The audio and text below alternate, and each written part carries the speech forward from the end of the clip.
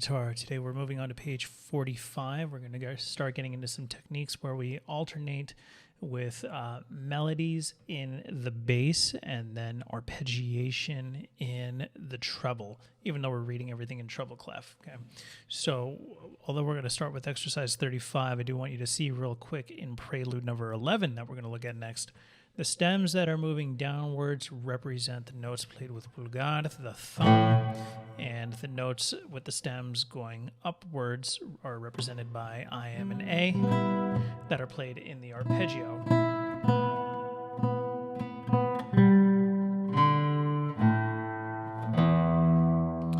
So the only difference or exception being when you see, for example, a dotted half note here, clearly this is played by P, but for purposes of notation, the stem is connected as an eighth note to the rest of the notes that are played with I and M in the upper notes. So even though there has a stem on both sides, it's really executed by the thumb, indicated by the stem in the downward motion. So let's start by taking just a look at exercise 35. This is all played by P. It can be played in two ways. Sometimes as guitarists we really play with P. So you can do a rest stroke with P, or you can do free stroke with P.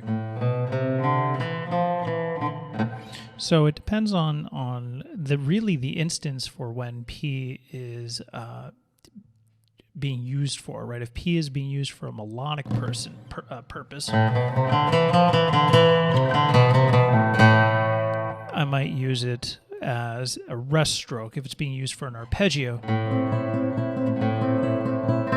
I might do it as a free stroke. And we're going to see both of those in prelude 11. So when we play exercise 35, we're going to try it in both ways, right?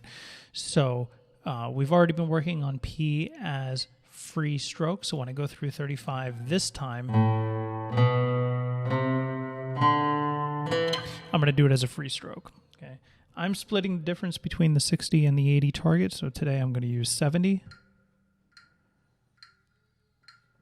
1, 2, here it is.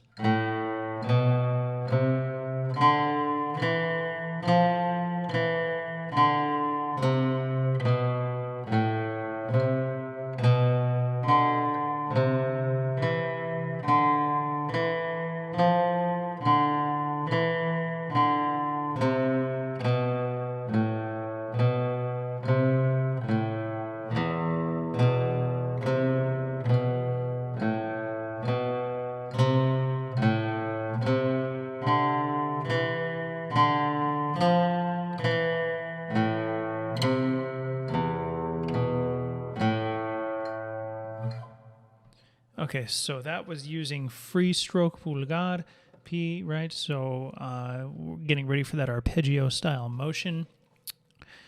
Listen now to the difference. I'm going to do it as rest stroke for the melodic purposes that we're going to get into when we start looking at prelude number 11. So here's 35, tempo 70. Now I'm using it, pulgar, as a rest stroke. 2, here it goes.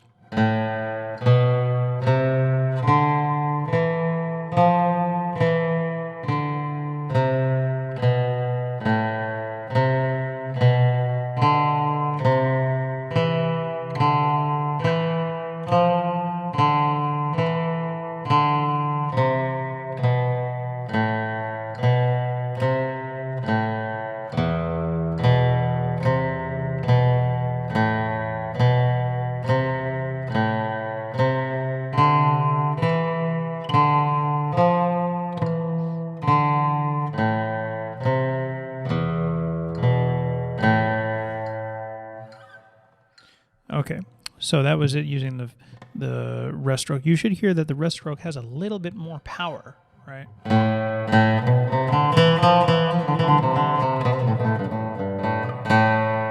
Now I'm going to pretend like there's an imaginary repeat sign right here. What I'm going to do is I'm going to play exercise 35 through once using P as free stroke. Then I'm going to play through it again using P with rest stroke. This is the point of the video where you should play along to get used to doing both those techniques. Again, my tempo is 70.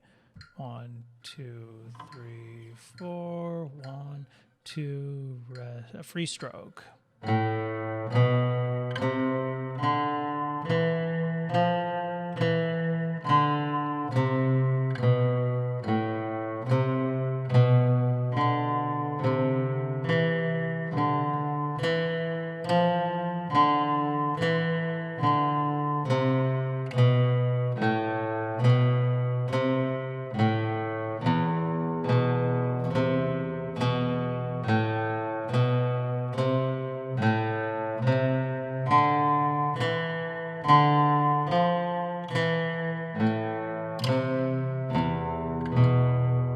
Rest stroke.